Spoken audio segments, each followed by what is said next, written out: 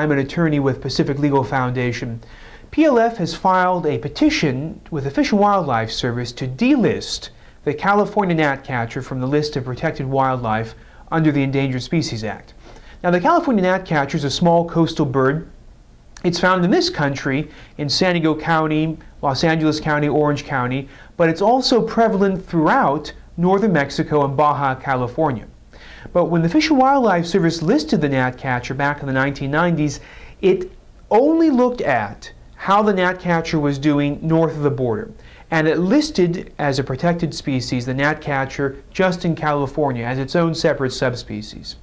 Well, the petition that PLF has filed to delist the gnatcatcher makes plain that that listing is just plain bogus.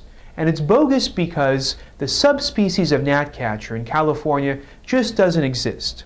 To put it plain and simple, the gnatcatcher found south of the border is essentially identical to the gnatcatcher found north of the border. And for that reason, the Fish and Wildlife Service should not be allowed to cherry pick the populations in Southern California for protection under the Endangered Species Act.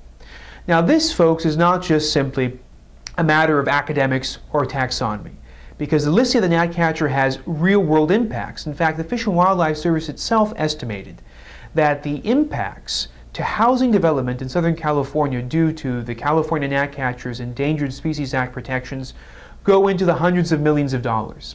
And there are real-world impacts just in terms of individuals. In fact, one of the petitioners who have signed on to our petition to delist the gnatcatcher, Dr. Marsh, she cannot develop her property in part because of protections afforded the California gnatcatcher. So it just stands to reason, if the science is bad, if the subspecies for the gnatcatcher doesn't exist, the species should be delisted. That's why PLF is asking the Fish and Wildlife Service to do exactly that. For more PLF videos, visit our YouTube channel.